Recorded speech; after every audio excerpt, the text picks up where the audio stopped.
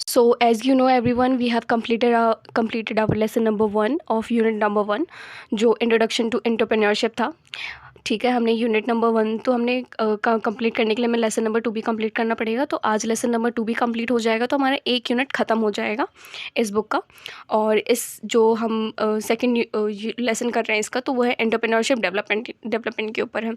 तो let me give you a very quick recap of unit number 1. तो हमने उसमें क्या क्या पढ़ा था. एंटरप्रेन्योरशिप के बारे में पढ़ा था, एंटरप्रेन्योर के बारे में पढ़ा था, और ये भी पढ़ा था कि उसके एडवांटेजेस और डिसएडवांटेजेस क्या है.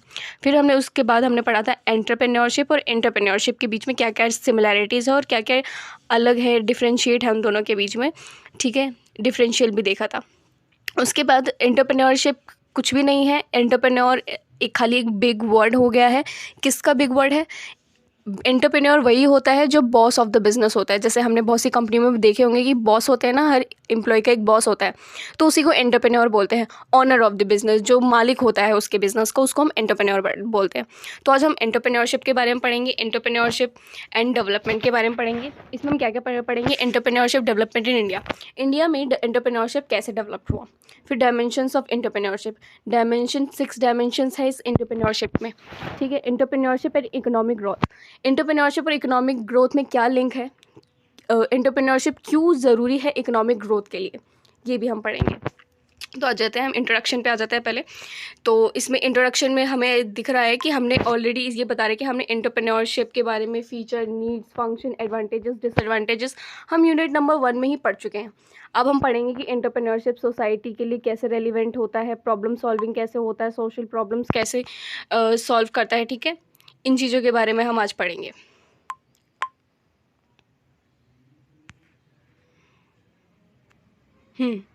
तो आज हम पढ़ेंगे कि एंटरप्रेन्योरशिप और एंटरप्रेन्योरशिप जैसे मैंने बताया, एंटरप्रेन्योरशिप और एंटरप्रेन्योरशिप हमने पहले से ही पढ़ लिया है.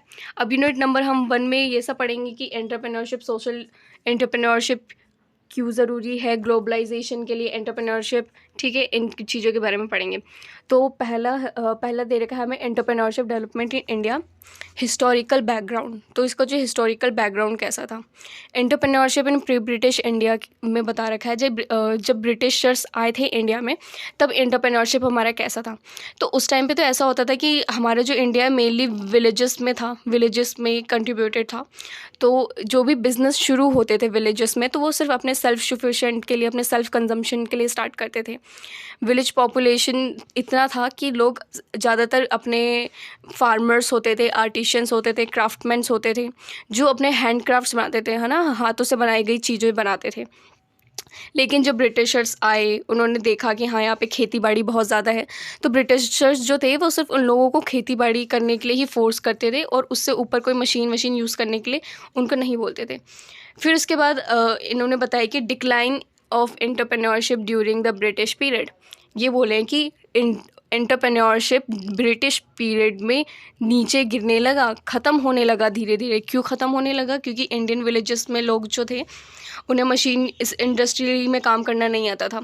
उनसे सिर्फ एग्रीकल्चर, इंडियन एग्रीकल्चर में ही दिया जाता था. क्यों दिया जाता था? क्योंकि उनके जो हैंडमेड चीज़ें थी, फूड था, इंडियन मार्केट का जो भी सामान था, वो बाहर बहुत ही महंगे दुगने दामों पर बेचा जाता था, और इंडिया से बहुत ही सस्ते पैसों में ख़रीद लिया जाता था. जो ब्रिटिश एम्पायर था, वो उसने क्या किया, उसने न्यू सिस्टम इंट्रोड्यूस किया एजुकेशन का, जिसमें उसने लेबर का कंप्लीट कॉस्ट निकालना शुरू किया. जो भी पहले इंडिया में जो भी लोग गवर्नमेंट जिनको चलाती थी, उसके बाद ब्रिटिशर्स लोग गवर्नमेंट को भी चलाने लग गए. सारी चीज़ें जो थी ब्रिटिश एम्पायर के थ्रू होने लगी. एम्प्लॉयमेंट ओरिएंटेड मेंटालिटी तो इंडिया से ऐसा लगता था कि ख़त्म ही हो गई. ठीक. फिर उसके बाद क्या हुआ कि हमारे एंटरप्रेन्योरशिप डेवलपमेंट हुआ, इंडिया में डेवलप हुआ. यहाँ पे जो इन्होंने बताया था ना कि हाँ, हमारे एम्प्लॉयमेंट ओरिएंटेड है, मतलब एम्प्लॉयमेंट ओरिएंटेड ख़त्म हो चुका था. क्यों ख़त्म हो चुका था? क्योंकि इंडिया में जो थे मसाले, नमक और इंडिगो, मतलब नील की खेती बहुत ज़्यादा हुआ करती थी, और जो नील की खेती की वजह से ना खेत ख़राब हो जाते थे, लेकिन फिर भी ब्रिटिशर्स फोर्स करते थे इंडियंस को कि वो नील की ही खेती करें, क्योंकि यहाँ पे तो वो सस्ते दामों में बन जाता था, और बाहर वो बहुत ही महंगे दामों पे उनको उन चीज़ों को बेच देते थे. ठीक है. उसके बाद यहाँ पे दे रखा है एंटरप्रेन्योरशिप डेवलपमेंट इंडिया. जब इंडिया इंडिपेंडेंट हुआ, तब वहाँ पे क्या हुआ कि पता चला कि जो इंडिया इंडिया में एंटरप्रेन्योरशिप अंडर डेवलप्ड है, ना कि इंडिया डेवलप्ड है, डेवलपिंग है, बल्कि अंडर डेवलप्ड था उस टाइम पर इंडिया। क्यों? क्योंकि इंडिया जो था एग्रीकल्चर उनका मेन इकोनॉमिक फैक्टर हुआ करता था। सिर्फ इकोनॉमिक फैक्टर उनके लिए क्या होता था? Agriculture. 90% of population was employed in agriculture. 90% लोग सिर्फ एग्रीकल्चर में ही थे, और जो एग्रीकल्चर में थे वो प्रोडक्शन के लिए काम नहीं करते थे, वो सेल्फ कंजम्पशन के लिए काम करते थे। वो अपना बिजनेस करते थे, खेती बाड़ी तो करते थे, लेकिन वो खुद के खाने के लिए वो सामान को उगाते थे और खुद कंज्यूम करते थे, ना कि मार्केट में बेचा करते थे। ठीक है। फिर उसके बाद होता है कि हमारा जो जीडीपी था वो इतना नहीं दिखने लगा, क्योंकि वो सिर्फ उस पर ही अंडर डेवलप्ड रहा, क्योंकि वो सिर्फ खेती बाड़ी पे ही डिपेंड था। इंफ्रास्ट्रक्चर नहीं था हमारे पास, स्किल्ड वर्कर नहीं थे, कैपिटल नहीं था इंडिया के पास, लेबर इंटेंसिव था, कैपिटल इंटेंसिव तो था ही नहीं। तो टेक्निक ऑफ प्रोडक्शन दो तरीके के होते हैं, एक होता है लेबर इंटेंसिव और कैपिटल इंटेंसिव। लेबर इंटेंसिव मतलब कि जो सिर्फ लेबर काम करेगी, कैपिटल इंटेंसिव मतलब कि जब मशीन्स का काम होता है। तो इसमें दे रखा है हमारे कि जो हमारे स्केर्ड रिसोर्सेज थे, मटेरियल, मशीन, इक्विपमेंट, ये सारी जो चीज़ें थी ये बहुत कम थी हमारी इंडिया में।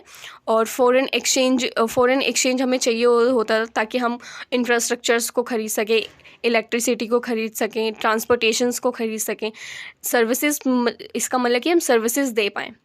लेकिन उस टाइम पे तो ऐसा कुछ नहीं था। फिर जब इंडिया बाहर आई, इंडिया ने देखा कि हाँ हमारा जो एनवायरनमेंट ऐसा नहीं है, न्यू आइडियाज़ नहीं है इंडिया के पास, टॉप मैनेजमेंट नहीं है ऑर्गेनाइजेशन के पास, तब उन्होंने बताया, उन्होंने जो बिज़नेस थे, बड़े बड़े बिज़नेस, छोटे छोटे बिज़नेस को अप्रिशिएट किया उनके कामों के लिए। उनको और बोला गया है कि आप फेलियर से मत डरिए, आप फ्यूचर से मत डरिए, बल्कि अगर बिज़नेस डूबता भी है तो गवर्नमेंट उनके साथ पीछे खड़ी है उनका साथ देने के लिए। एंटरप्रेन्योरशिप एजुकेशन स्टार्ट हुई 1980 में। जैसे मैंने बताया कि एंटरप्रेन्योरशिप एजुकेशन स्टार्ट हुआ 1980 में आफ्टर इंडिपेंडेंस। फिर उसके बाद क्या हुआ? It was force to self employed. Government ने उन लोगों को बोला कि आप सेल्फ एम्प्लॉयमेंट शुरू करो, बिजनेस स्टार्ट करो। Today must live up on the national agenda of self-employment generation rather than individual wealth. तो जब 1980 में एंटरप्रेन्योरशिप के बारे में जब बातें शुरू हुई, तो उस टाइम पे लोग क्या करते थे? सिर्फ अपने लिए ही कमाते थे। लोग अगर बिज़नेस स्टार्ट करते थे तो सिर्फ अपने सेल्फ इंटरेस्ट, सेल्फ कंजम्पशन के लिए बिज़नेस स्टार्ट करते थे। लेकिन आज इंडिया में नेशनल एजेंडा ही एम्प्लॉयमेंट के लिए ये है कि वो इंडिविजुअल वेल्थ नहीं है उनका, बल्कि एम्प्लॉयमेंट को जनरेट करना है और लोगों को एम्प्लॉयमेंट देना है। The top business school are preparing student for entrepreneurship. मतलब जो अच्छे स्कूल हैं, जो बड़े स्कूल्स हैं, वो स्टूडेंट्स को शुरुआती तौर में ही एंटरप्रेन्योरशिप के बारे में बता दिया जाता है। जैसे कि जब मैं 11th या 12th में थी, तो हमारे स्कूल में भी बच्चों को बैंक अकाउंट में पैसे दिए जाते थे ताकि वो स्कूल में ही स्टॉल लगाएं, अपना सामान बेचें, जिससे प्रॉफिट अर्न करें। और इससे उन लोगों के माइंडसेट में ये कर दिया जाता है कि जो न्यू वेंचर्स हैं, उनके खुद के वेंचर्स होना भी बेकार नहीं है, बल्कि प्रॉफिट अर्निंग है। तो स्कूल्स में ही हमें ये चीज़ें सिखा दी गई थी कि एंटरप्रेन्योरशिप होता क्या है। ठीक है। फिर उसके बाद इन्होंने बताया कि इक्वली परसेप्शन था, एंटरप्रेन्योरशिप नीड चेंज। मतलब एंटरप्रेन्योरशिप के जो परसेप्शंस थे वो इंडिया में चेंज होना बहुत ज़रूरी था, सोसाइटी में ओवरकम करना ज़रूरी था, क्योंकि लोगों को लगता था कि ये सिर्फ रिस्क टेकिंग है एंटरप्रेन्योरशिप, लेकिन it is more about profit earning rather than risk taking. ठीक है। फिर 1980s में when entrepreneurship filed the information technology emerge role model middle class.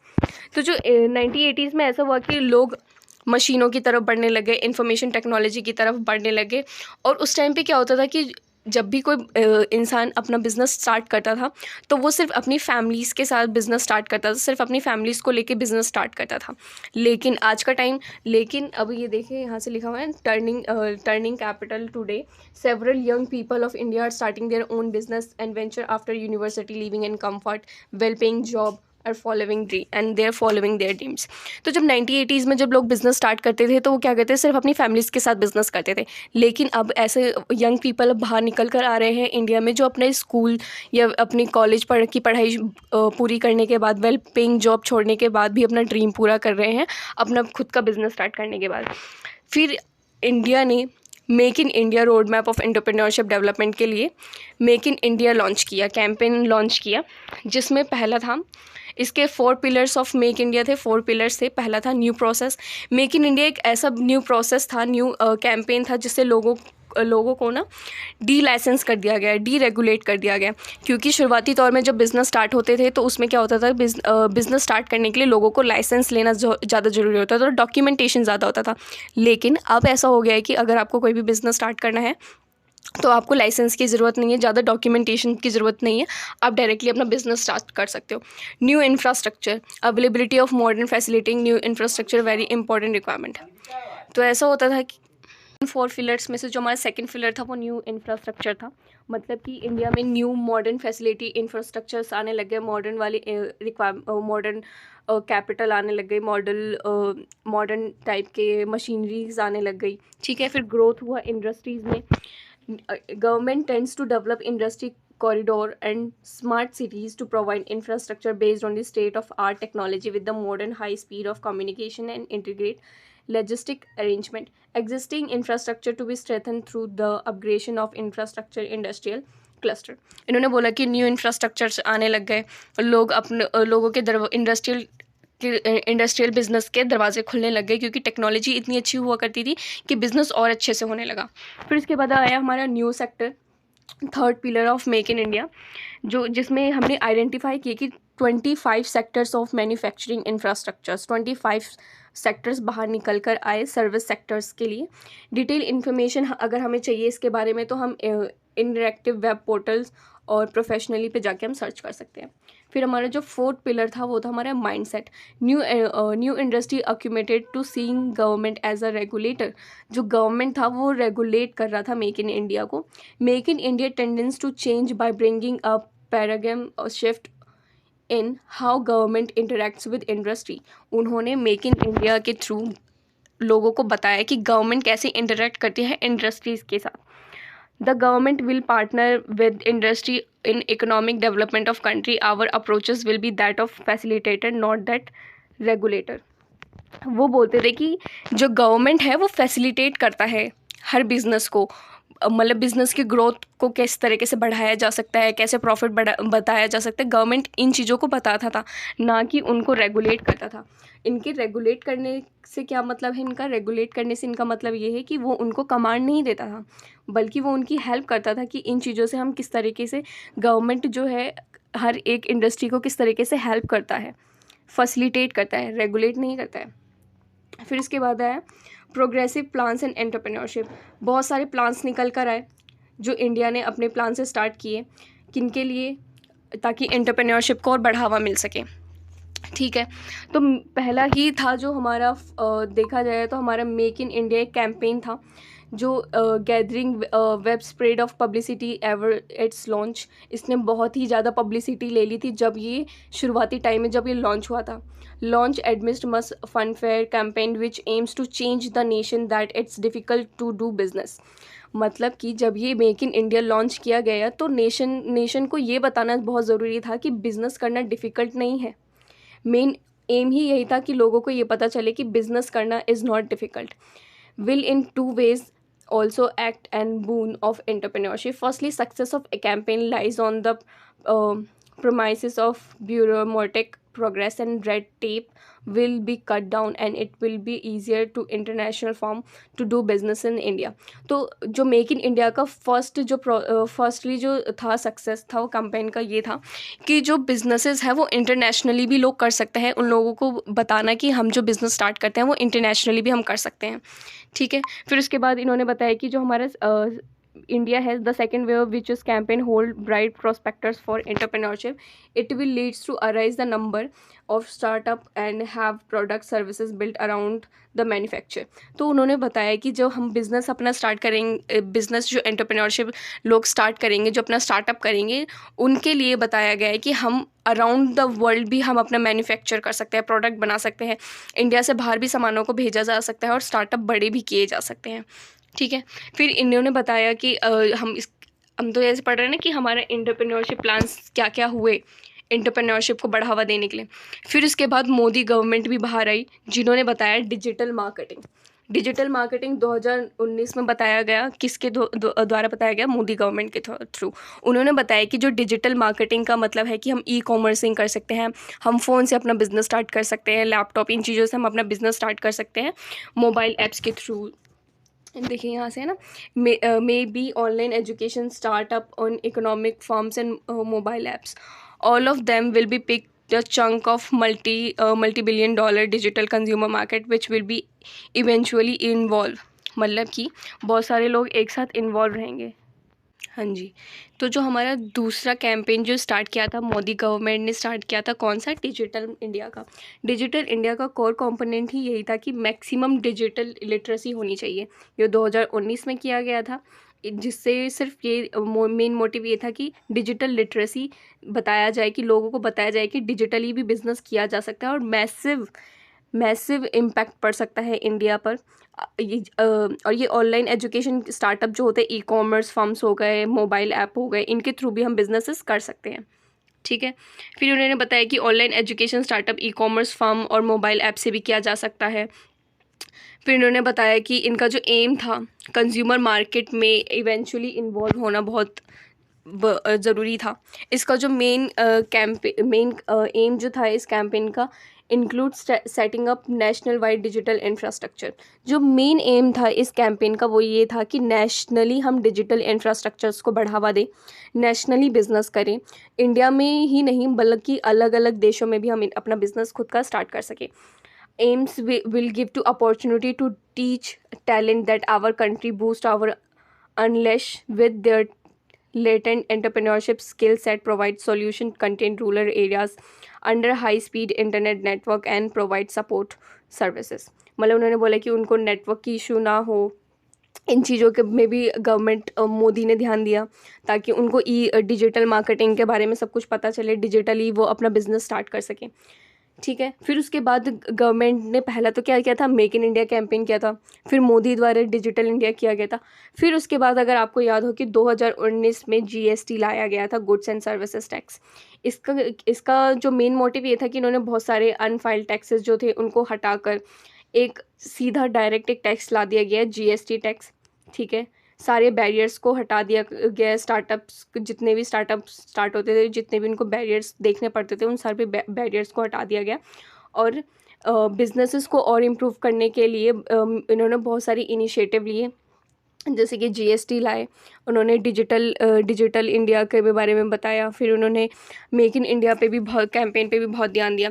फिर मेक इन इंडिया जो हमारा था इनिशिएटिव फॉर एंटरप्रेन्योरशिप डेवलपमेंट, उसके बारे में दिया गया है कि फूस्टर इनोवेशन था, बहुत बड़ा इनोवेशन था। ठीक है। Aims to support new idea, इनका एम यही था कि जो हमारे न्यू आइडियाज़ हैं, न्यू वेंचर्स हैं, ऐसे बहुत से बिजनेसेस हैं ऐसे बहुत से लोग हैं जिनके पास बिजनेस आइडियाज़ तो हैं पर वो एक्शन नहीं ले पाते हैं। तो उन्होंने सपोर्ट किया उन न्यू आइडियाज़ को ताकि वो एक्शन में ला सके और अपना बिजनेस स्टार्ट कर सके। फिर उसके बाद होता है protect intellectual property, like aims to safeguard the creation of mind. उन्होंने ये उनको बताया कि गवर्नमेंट उनके साथ है, उनके क्रिएशन ऑफ माइंड के साथ है, वो जो भी बिजनेस स्टार्ट करना चाहते हैं वो कर सकते हैं। Best in class manufacturing infrastructure, it also aims to create state of art facilitating manufacturing goods. फिर उन्होंने मैन्युफैक्चरिंग में भी उनका एम यही था कि उन लोगों को अच्छे से अच्छी मैन्युफैक्चर मशीन टेक्नोलॉजी इंफॉर्मेशन ये सब मिल सके लोगों को। Process of applying industrial license and industrial memorandum made online 24/7 basis through eBiz portal. जो ईबेज पोर्टल है ना, ईबीएस पोर्टल, इनमें क्या होता है, कोई भी अगर आप बिज़नेस स्टार्ट करना चाहते हो और अपने बिज़नेस का लाइसेंस लेना चाहते हो तो ईबीज एक पोर्टल है, वहाँ से आप अप्लाई कर सकते हो। अभी 24 आवर्स, हफ्ते में 24 आवर्स ये खुला रहता है हमेशा। Validity of industrial license is extended to the 3 years. जो वैलिडिटी होती थी पहले इंडस्ट्रियल लाइसेंस की वो हर 1 साल में एक्सपायर होती थी, लेकिन अब ये 3 साल की कर दी गई है। Plan for integrating services of all central government department ministry eBiz single window IT platform. अभी सेंट्रल गवर्नमेंट ने जो ईबिज है सिंगल विंडो पे कर दी है। Process of obtaining environmental clearance made online, ये ऑनलाइन कर दिया गया है सारा काम, जो भी बिजनेसेस के लाइसेंस के लिए जो भी हमें चाहिए होता था। All return should be filed online through the unified form. मतलब जितने भी हमारे और जो भी हमें बिज़नेस के इंफ्रास्ट्रक्चर्स के लिए ज़रूरी है या फिर हमें बिज़नेस के लिए ज़रूरी है तो हम उसको ऑनलाइन भी कर सकते हैं। ठीक है। फिर उसके बाद है Indian manufacturing infrastructure and capacity for innovation are poised for phenomenal growth and new cities industry cluster. मतलब कि नई नई जगह, छोटी छोटी जगहों पर, नई नई जगहों पे भी बिज़नेस डेवलपमेंट शुरू हुआ। फिर इसके बाद है हमारा a new national industrial corridor development authority. इन्होंने इन्होंने क्रिएट टू कोऑर्डिनेट बताया, मेल जोल के कैसे काम किया जा सकता है, इंटीग्रेट एक दूसरे की मदद कैसे की जा सकती है, मॉनिटर एक दूसरे को समझाया कैसे जा सकता है, सुपरवाइज उन लोगों के ऊपर एक मैनेजर होना चाहिए।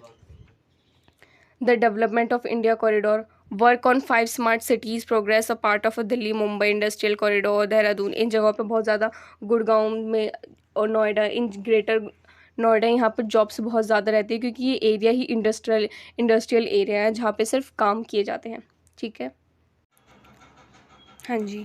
तो India seems to bring better than it was couple of year ago, मतलब इन चीज़ों से पता चलता है कि इंडिया एंटरप्रेन्योरशिप की चीज़ों को और बढ़ावा देना चाहता है और अच्छी तरीके से करना चाहता है, जो कुछ साल पहले बेकार हुआ करती थी।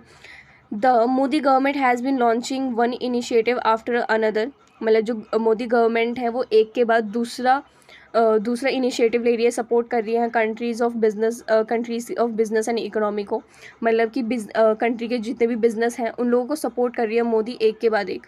While some innovative struggles to make much of an impact, most are working wonder for India. The Make in India program, for example, promote India manufacturing hub for the world, and Modi government marketing this campaign globally impact to the evident। मतलब कि जो हमारा campaign था make in India का, जो government Modi ने इसको और बढ़ावा दिया और ओवर द वर्ल्ड इसको बढ़ावा दिया, बहुत से लोग अब जानने लग गए हैं इंडिया को इन चीज़ों की वजह से। फिर इसके बाद आता है डायमेंशंस ऑफ एंटरप्रेन्योरशिप।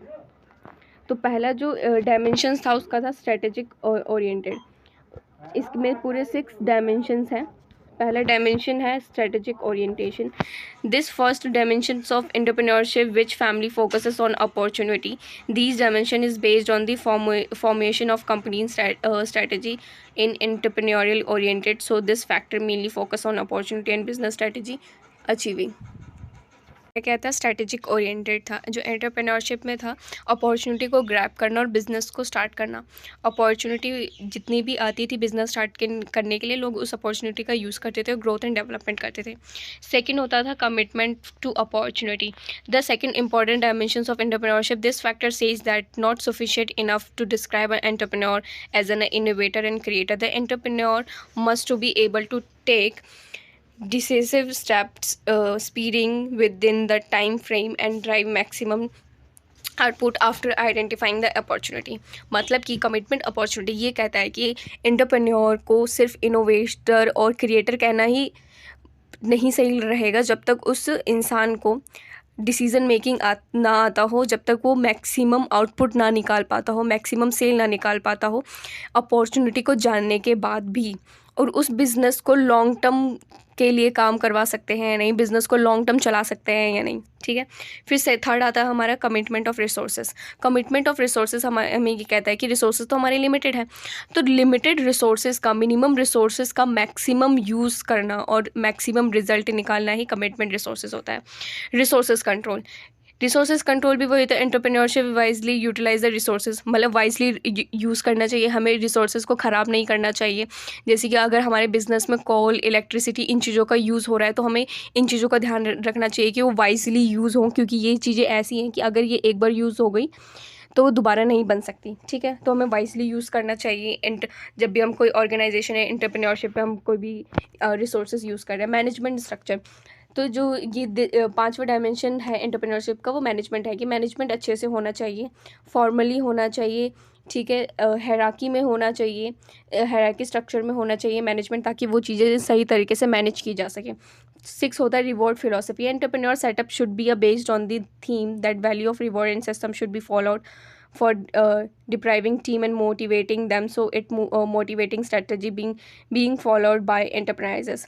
मतलब कि enterprises को इन चीज़ों का ध्यान रखना चाहिए कि वो अपने एम्प्लॉयज़ को हर साल रिवॉर्ड देते रहें, अगर उन्होंने अच्छा काम किया है तो उनको बोनस मिल सके, ताकि उन चीज़ों को एक एम्प्लॉय को देख के अदर एम्प्लॉयज़ भी इन्फ्लुएंस हो अच्छा काम करने के लिए, और उनको मतलब उनकी जैसे कि उनको मोटिवेट किया जा सकता है, उनको उनकी सैलरी बढ़ा के, उनकी तारीफ़ करके, उनको बोनस देकर, उनके बच्चों को स्कॉलरशिप देकर एजुकेशन के लिए, या फिर मेडिकल स्कॉलरशिप देकर, इन चीज़ें देकर को हम उनको क्या कर सकते हैं, हम उनको मोटिवेट कर सकते हैं।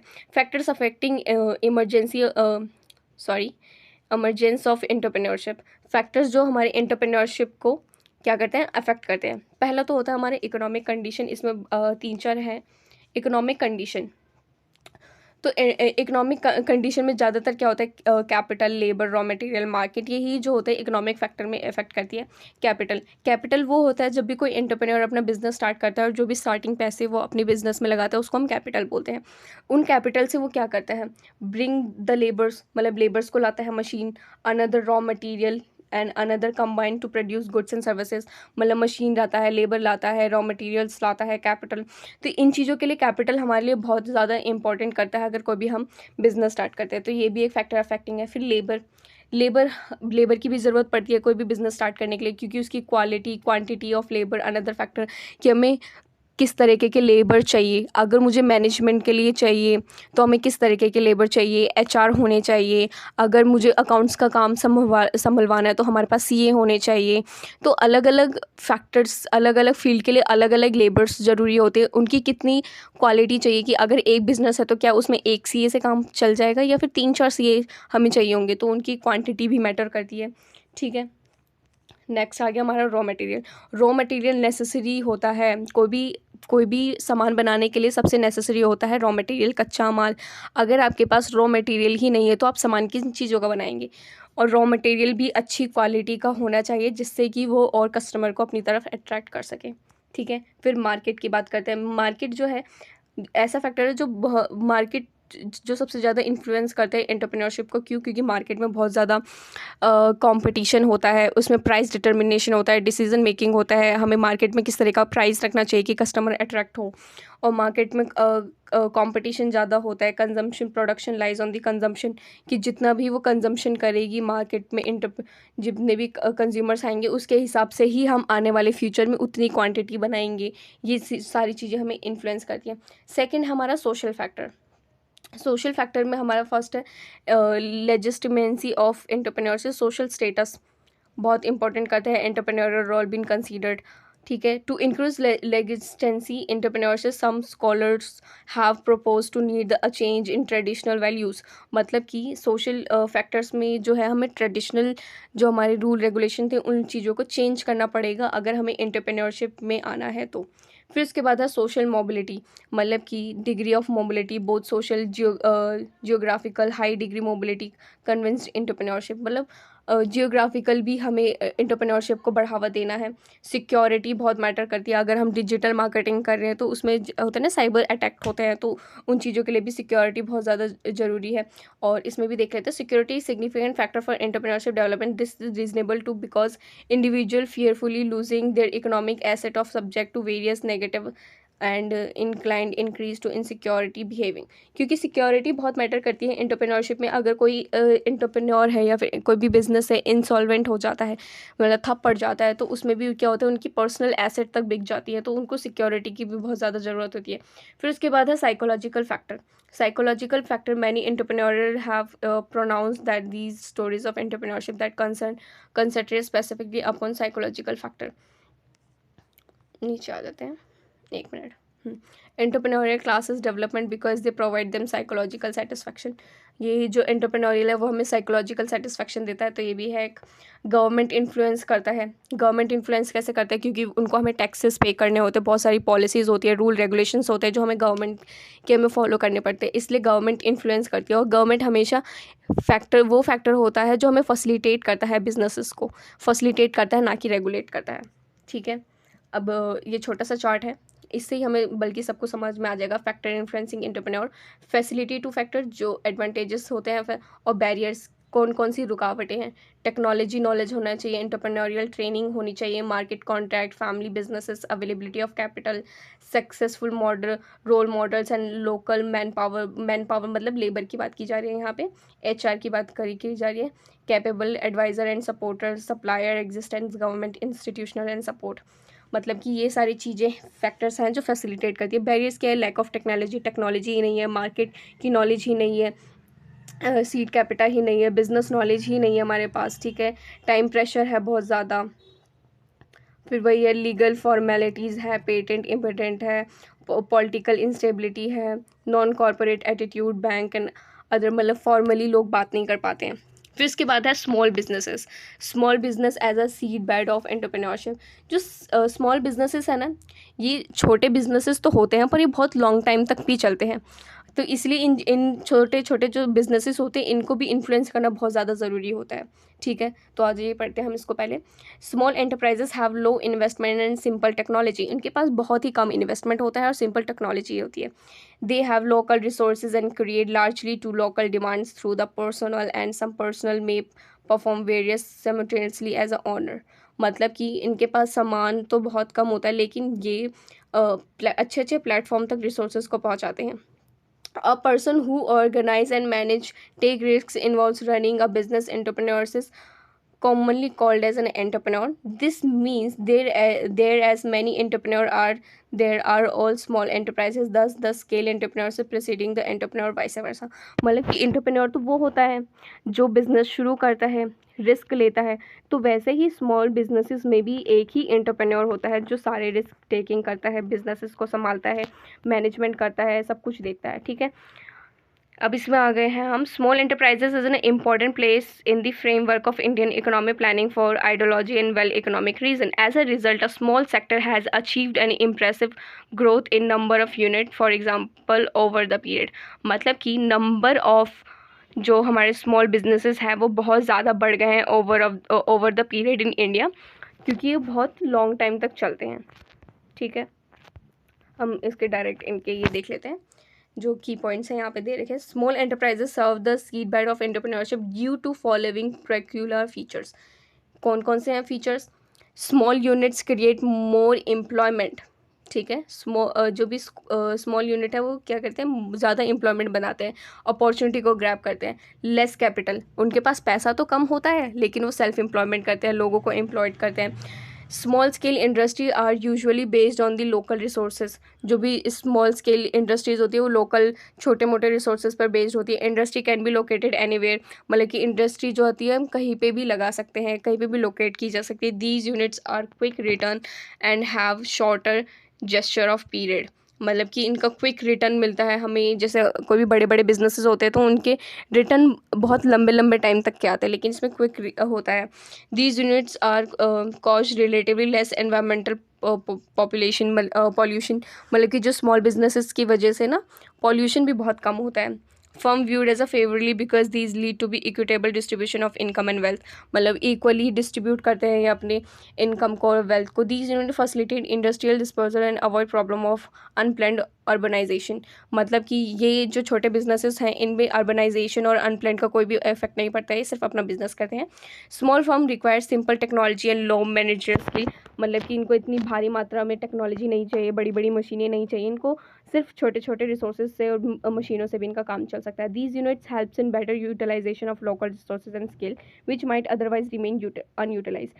मतलब कि ये जो छोटे छोटे बिजनेसेस हैं ये छोटे लोकल रिसोर्सेज का यूज़ करते हैं और अपना काम चलाते हैं, जो ऐसे उन रिसोर्सेज का यूज़ करते हैं जो कभी यूज़ ही नहीं हो सकती या फिर नहीं हो सकती, वो वेस्टेज ही तो है। तो कभी कभी स्मॉल बिजनेसेस वेस्टेज का भी यूज़ कर लेते हैं। These unit helps to maintain the retain traditional skills and handicrafts. मतलब कि अपने हैंडीक्राफ्ट्स जो हमारे ट्रेडिशनली जो इंडिया के शुरुआती तौर में जब इंडिया के जो आर्टिस्ट थे, क्राफ्टमैन थे, वो हैंडक्राफ्ट्स बनाते थे, तो वैसे ही जो स्मॉल बिजनेसेस होते हैं वो भी हैंडक्राफ्ट और इन चीज़ों पे ज़्यादा ध्यान देते हैं। Small units assist large and medium industry by acting. मतलब ये वही है, स्मॉल बिजनेसेस ज़्यादा नंबर इनके बहुत ज़्यादा होते हैं अब, और इनके लॉन्ग टर्म में भी बिजनेस अच्छी तरह से चलते हैं। Entrepreneurship and economic growth. Entrepreneurship और इकोनॉमिक ग्रोथ के बीच में लिंकिंग दे रखा है कि जो एंटरप्रेन्योरशिप जितना ज़्यादा होगा उतनी जीडीपी पर कैपिटा बहुत ज़्यादा होती है, जॉब्स जनरेट करते हैं। ठीक है, बिजनेस इन चीज़ों की और इसमें देखिए ये लिखा हुआ है entrepreneurship give security to other people. जो एंटरप्रेन्योर्स होते हैं ना वो सिक्योरिटी देते हैं दूसरों को। किस तरीके से देते हैं दूसरे लोगों को? उनको जॉब सिक्योरिटी देते हैं। क्या करते हैं? They are generator of social welfare. Social welfare पे भी ध्यान देते हैं क्योंकि वो एक अपने हिस्से का कुछ परसेंट प्रॉफिट का कुछ परसेंट वेलफेयर के लिए भी निकाल के रखते हैं। The entrepreneur always search for the change response at and explore the opportunity. Entrepreneur जो होते हैं हमेशा सर्च करते रहते हैं कि कहाँ पे किन चीज़ों को चेंज किया जा सकता है, क्योंकि वो इनोवेटिव और क्रिएटिव होते हैं और अपॉर्चुनिटी को ग्रैब करना वो लोग जानते हैं। ठीक है, और जॉब अपॉर्चुनिटी देते हैं लोगों को, बहुत सी चीज़ों में अपने खुद को निकल के आते हैं, वेलफेयर के लिए काम करते हैं, पर कैपिटा के लिए भी काम करते हैं, जीडीपी इंक्रीज़ करते हैं। फिर इसके बाद जाता है हम की role of entrepreneurship and economic development are as followed. Entrepreneurship promotes capital formation by mobilizing idle saving and public. Entrepreneurship क्या करता है, कैपिटल फॉर्मेशन पे ध्यान देता है, किस तरीके से सेविंग ऑफ पब्लिक को करके। फिर ये बोल रहा है कि provides intermediate large scale of employment, thus it helps to reduce unemployment problem from the country root of all socio economic problem. मतलब कि लार्ज स्केल पर भी एम्प्लॉयमेंट किया जाता है जो रिड्यूस करता है इन अनएम्प्लॉयमेंट को। जब लार्ज स्केल पे एम्प्लॉयमेंट होगी, मतलब जब कोई बड़ा बिजनेस बनेगा, बड़े बिजनेस के अंदर हमें बहुत सारे लेबर्स की ज़रूरत पड़ेगी, बहुत सारे लेबर्स को जॉब मिलेगी, बहुत सारे एम्प्लॉयड लोग जो होंगे वो एम्प्लॉयमेंट बढ़ेगा, एम्प्लॉयड हो जाएंगे बाद में।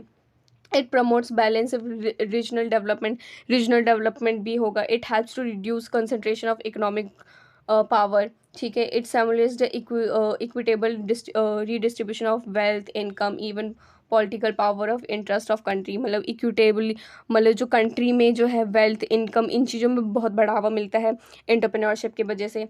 It encourages effective resources mobilisation of capital and skill might otherwise unutilise. मतलब कि ये बिजनेसेस उन रिसोर्सेज का भी यूज़ करते हैं जो रिसोर्सेज यूज़ नहीं की जाती या फिर कभी यूज़ ही नहीं हो पाएंगी, उन रिसोर्सेज का भी यूज़ करके एक अच्छा बिजनेस बना लेते हैं।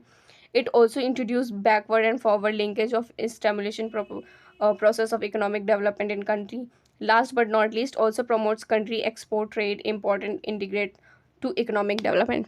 इम्पॉर्टेंट, जो सबसे इम्पॉर्टेंट इंटीग्रेट होता है इकोनॉमिक डेवलपमेंट के लिए, वो होता है कि अपने बिजनेसेस को ओवरऑल वर्ल्ड में बढ़ावा देना।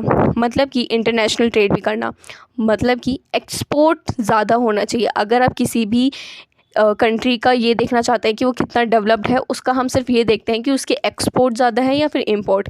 एक्सपोर्ट अगर उस कंट्री का ज़्यादा होता है मीन्स वो डेवलप्ड कंट्री है, ठीक है। फिर role of entrepreneur in growth, इसका भी एक की पॉइंट दे रखे हैं यहाँ पे। Promotes the capital formation, as I have already sure that GDP हम जब भी निकालते हैं, पर कैपिटल निकालते हैं, तो इससे इन चीज़ों से हमें पता चलता है कि उसमें जितने भी वेल्थ है, इंडस्ट्रियल ग्रोथ हुई है उन चीज़ों की वजह से। Creates larger scale employment opportunity, अगर जितना बड़ा बिजनेस होगा उतने ज़्यादा लोग एम्प्लॉयड होंगे, उतनी ज़्यादा एम्प्लॉयमेंट अपॉर्चुनिटीज़ उन लोगों को मिलेगी। फिर प्रमोट्स बैलेंस रीजनल डेवलपमेंट, बहुत अलग अलग एरियाज़ में बिजनेस स्टार्ट होते हैं जिनकी वजह से हेल्थ के लिए, ट्रांसपोर्ट, एजुकेशन, एंटरटेनमेंट, इन सब का, अगर हम जैसे लोकल एरिया में कोई बिज़नेस हम स्टार्टअप करते हैं तो उन चीज़ों की वजह से क्या होता है, लोगों के लिए हेल्थ, ट्रांसपोर्टेशन, इलेक्ट्रिसिटी, इन चीज़ों, जो उसके आसपास के एरिया के जो लोग हैं इन चीज़ों को भी ले सकते हैं। वहाँ पे ट्रांसपोर्टेशन, हेल्थ की इन चीज़ों की प्रॉब्लम, इलेक्ट्रिसिटी की प्रॉब्लम उन लोगों को नहीं होती, क्योंकि वहाँ पे एक नया बिजनेस स्टार्ट हुआ है, ठीक है। Reduce concentration of economic power in natural outcome of industrial business activity. Industrial development normally leads to a concentration of economic power hands a few individuals, which results to the growth of monopoly. In order to redress the problem of number of entrepreneurs needs to develop, which will have to reduce the concentration of economic power amongst the population. मतलब कि entrepreneurship जब भी develop करते हैं तो इन चीज़ों की वजह से क्या होता है कि इकोनॉमिक पावर बहुत ज़्यादा बढ़ जाती है। फिर इसके बाद है वेल्थ क्रिएशन एंड डिस्ट्रीब्यूशन। जब भी कोई भी एंटरप्रेन्योरशिप या बिजनेस कोई भी स्टार्ट होता है तो वो क्या करता है, नए वेल्थ बनाता है, लोगों की इनकम जनरेट करता है, लोगों के पास पैसा आता है, डिस्ट्रीब्यूशन इक्वली हो जाता है, लार्ज प्रपोर्शन में लोग पैसे जनरेट करते हैं। फिर इसके बाद आता है increase gross national product per capita, GDP, वही है, जीडीपी इंक्रीज होती है हर कंट्री की। Improvement in standard of living, फिर क्या होता है, एंटरप्रेन्योरशिप की वजह से लिविंग ऑफ स्टैंडर्ड भी हाई हो जाता है, क्योंकि अगर उन लोगों के पास ज़्यादा इनकम है, ज़्यादा उनके पास इनकम जनरेट हुई है, ज़्यादा प्रॉफिट है, तो उनका लिविंग ऑफ स्टैंडर्ड भी हाई हो जाता है। प्रमोट्स कंट्री एक्सपोर्ट्स, जैसे कि मैंने आप लोगों को बताया कि अगर हमें ये देखना है कि वो जो भी कंट्री है वो डेवलप्ड है, डेवलपिंग है, तो हम उसके एक्सपोर्ट और इम्पोर्ट, मतलब हम कि उसके इंटरनेशनल ट्रेड देखते हैं कि एक्सपोर्ट ज़्यादा है या फिर नहीं है। तो इन्होंने भी यही बोला, प्रमोट कंट्रीज़ एक्सपोर्ट ट्रेड। फिर इसके बाद है induces backward and forward linkage, मतलब entrepreneurs like work in environment to of change and try to maximize the profit by innovation, मतलब कि innovation करके वो अपने profit को ज़्यादा इंक्रीज़ करते हैं। चेंज इन टेक्नोलॉजी, मतलब चेंज इन टेक्नोलॉजी मतलब मॉडर्न टेक्नोलॉजी को लाते हैं। फिर उसके बाद है facilitate overall development. Entrepreneur act as a catalytic agent for change while result in chain reduction. Once an enterprises is establish, मतलब कि एक बार जब बिजनेस स्टार्ट हो जाए, process of industrialization set in the motion, this unit will generate demand of various type of a unit required by it, where it will be many of other unit will require output for this unit। मतलब कि वही बोल रहा है कि overall development हो जाता है एक कंट्री का जब एक कंट्री का एंटरप्रेन्योरशिप पे ज़्यादा ध्यान देता है, इनोवेट करता है, न्यू क्रिएशन करता है। तो इस तरीके से हमारा ये जो सेकंड यूनिट है ये भी हमारा ख़त्म हो चुका है। मीन्स हमारा मतलब लेसन नंबर 2 कंप्लीट हो गया है, यूनिट नंबर हमारा पूरा कंप्लीट हो गया। So please guys subscribe for my channel for more such videos.